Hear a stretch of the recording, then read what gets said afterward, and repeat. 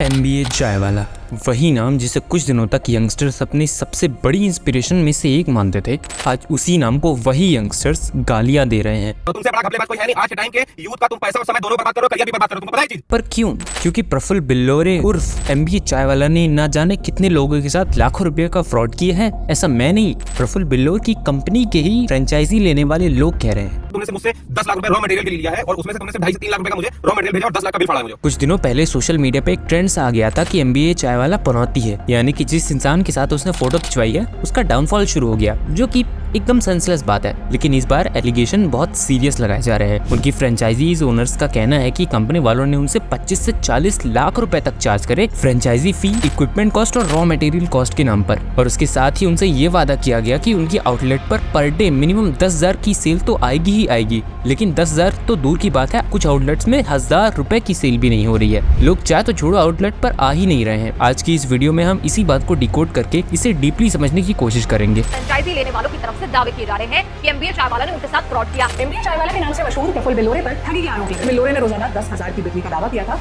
लेकिन 600 रुपए की भी कमाई नहीं होती। ऐसे करीब 28 लोगों ने देश भर में MBA चाय वाला के खिलाफ शिकायतें दर्ज कराई हैं। दावा किया गया कि फ्रेंचाइजी देने के नाम पर उनके साथ स्कैम किया गया।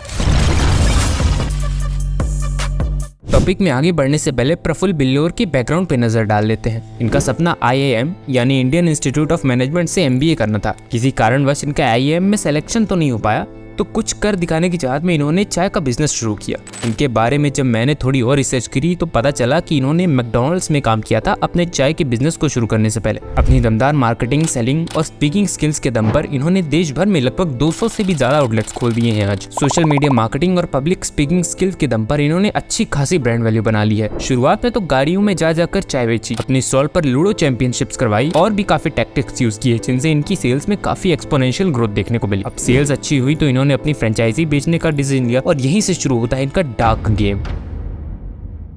तारीख थी 4 अप्रैल 2023। इंदौर के आशीष तिवारी नाम के एक व्यक्ति ने लसूदिया पुलिस स्टेशन में प्रफुल्ल बिल्लोर के अगेंस्ट एक FIR लिखवाई, ये कहते हुए इनकी कंपनी ने इन्हें पर डे 10,000 की सेल का वादा करके इनसे 10 लाख रुपए चार्ज कर लिए सिर्फ फ्रेंचाइजी फीस के नाम पे। कुछ लोग तो ओपनली बोल रहे हैं कि MBA चाय वाला की फ्रेंचाइजी खोलने के लिए उन्होंने बैंक से लोन भी लिया था और 10,000 तो छोड़िए, दिन के 600 रुपए की भी सेल नहीं हो पा रही है। प्रफुल्ल के अगेंस्ट अभी तक 28 कंप्लेंट्स रजिस्टर की गई है। भानवर कुआ के तन्मय चौक से, जिन्होंने फ्रेंचाइजी पे अपने 40 लाख रुपए तक लगा दिए थे, आज उनका आउटलेट शायद बंद भी हो चुका है। इन फ्रेंचाइजी ओनर्स का कहना है कि MBA चाय वाला ने इनसे फेक प्रोमिसेस किए 10,000 रुपए पर डे की सेल्स के, कि मिनिमम इतनी सेल्स तो होंगी ही होंगी, और उनसे लाखों रुपए फ्रेंचाइजी फीस, इक्विपमेंट कॉस्ट और रॉ मटेरियल कॉस्ट के नाम पे ले लिए। और दोस्तों, रियलिटी तो ये है कि MBA चाय वाला की मोस्टली आउटलेट्स आज या तो बिना किसी प्रॉफिट बेस पर हैं या तो बंद होने की कगार पर आ चुकी हैं। इन बातों से जब प्रफुल्ल बिल्लोर से सवाल किया गया तो उनका कहना था कि जिसमें हम उनको पूरा सपोर्ट देते हैं, कंसल्ट देते हैं, मेन्यू देते हैं, डिजाइन देते हैं, इंटीरियर रोडिंग फर्नीचर का पूरा सिस्टम बना के देते हैं और 5 साल तक का हमारा सपोर्ट सिस्टम का एक अमाउंट हम लोग उनसे छोटा सा लेते हैं। उसके अलावा कोई भी पैसा हमसे ज्यादा लेते ही नहीं और वो पूरा ट्रांसपेरेंट जनरली हमारे अकाउंट में ट्रांजेक्शन होते हैं। तो इसमें कुछ आउटलेट्स, एक दो के व्यक्तिगत कारणों से उनके आउटलेट नहीं चले, 2-3 लोगों के, उसमें उन्होंने संयम कम बरता, संघर्ष हम लोग, और उसके प्रति मुझे दुख है, संवेदना, तो वो इस पूरे घटनाक्रम को ऐसा मान रहे हैं कि हमने उनसे पैसा लिया, जबकि ऐसा बिल्कुल भी नहीं है। अब ये एलिगेशंस और ये फ्रॉड कितना सच है और कितना गलत, उससे पहले हम ये जानने की कोशिश करते हैं कि इस बिजनेस मॉडल में गलती कहाँ हुई है, क्यों लोग MBA चाय वाला के आउटलेट्स पर आ नहीं रहे हैं।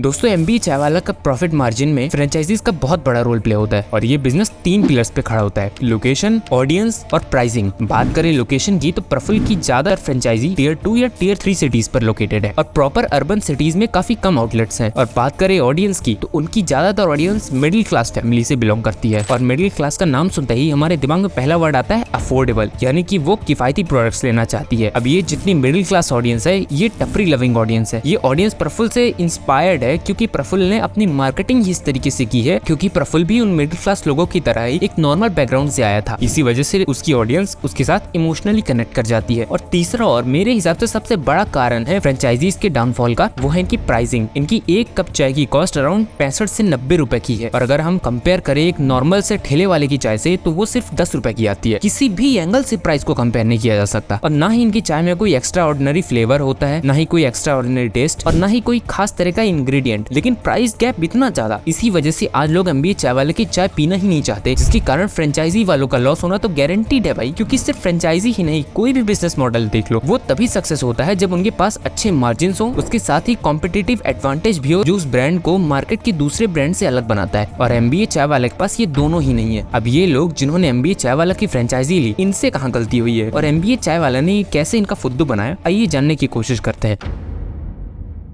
प्रफुल्ल बिल्लौर की पब्लिक स्पीकिंग स्किल्स काफी ज्यादा अच्छी हैं, इसीलिए कई जगह पर इन्हें सेमिनार्स के लिए बुलाया जाता था, जहां पर उसकी मोटिवेशनल स्टोरी और बातें बहुत सारे लोगों को इंस्पायर करती थी। इन सेमिनार से प्रफुल्ल ने इंस्टाग्राम रील्स और यूट्यूब पर लाखों लोगों को इन्फ्लुएंस किया। और मैं सिर्फ प्रफुल्ल बिल्लौर की ही नहीं, आजकल ये जो दिन में 3-4 बीटेक चाय वाले या बीटेक पानीपुरी वाले बिजनेसमैन आ रहे हैं, इनका भी जिक्र करना चाहूंगा। इनकी बातों से लोगों में एक इंस्पिरेशन जाग उठती है कि हमारे जैसा बंदा चाय बेचकर करोड़पति बन सकता है, तो हम क्यों नहीं, जिसमें मुझे नहीं लगता कोई गलत बात है। हमारी ह्यूमन साइकोलॉजी ही ऐसी तरीके से डिजाइंड है कि कोई करोड़पति किसी बिजनेस के बारे में अगर पॉजिटिव बातें कर रहा है तो हम लोग भी उसे मान लेते हैं कि सच ही बोल रहा होगा। इसी इंस्पिरेशन के इन्फ्लुएंस में आकर लोग MBA चाय वाला के प्रोडक्ट्स और उस प्रोडक्ट के मार्केट वैल्यू पर रिसर्च करना भूल जाते हैं या उतनी रिसर्च ही नहीं करते, और इसका बेनिफिट प्रफुल्ल बिल्लौर जैसे बिजनेसमैन को मिलता है। लोगों को ये भी समझना चाहिए कि 20-30 हजार की स्टॉल की जगह आप 30 लाख की फ्रेंचाइजी ले लेंगे तो कोई एक्सप्लोजन नहीं आ जाएगा मार्केट में। और दोस्तों, चाय कल्चरल चीज है हमारी कंट्री की, जो शायद किसी के नाम से नहीं, टेस्ट से पसंद की जाती है। अब बात करते हैं कि क्या प्रफुल्ल बिल्लौर गलत है, कि उस पर लगे सारे एलिगेशन सच हैं या एक्शनेबल हैं। तो जैसा प्रफुल्ल ने इनके जवाब में कहा था कि हम लोग को 5 साल तक कंसल्टेंसी और सपोर्ट देते हैं, तो मैं बता दूं ये पूरी तरह गलत है। जिससे ये कंसल्टेंसी कहते हैं, असल में वो लोगों को लूटना है। ये जिस रॉ मटेरियल या इक्विपमेंट के नाम पे लाखों रुपए चार्ज करते हैं, असल में इन्हें खुद ही इसका कोई आइडिया नहीं है। तो आपकी कंपनी में जब चाय का फ्रेंचाइजी बेचते हो तो चाय कितने फ्लेवर देते हो आप? 2-3 देते हो? ये भी आपको पता नहीं है सर।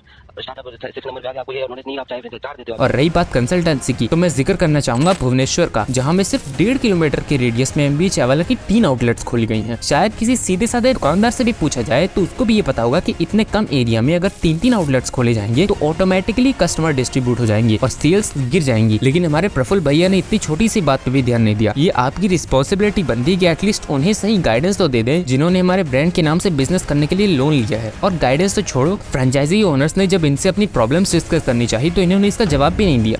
हर महीने 50-60 हज़ार का लॉस हो रहा है। प्रबल पे अगर कुछ हुआ नहीं तो फिर पैसों का क्या होगा, वापस आएगा कुछ कि ऐसे ही मतलब बंद कर देना पड़ेगा?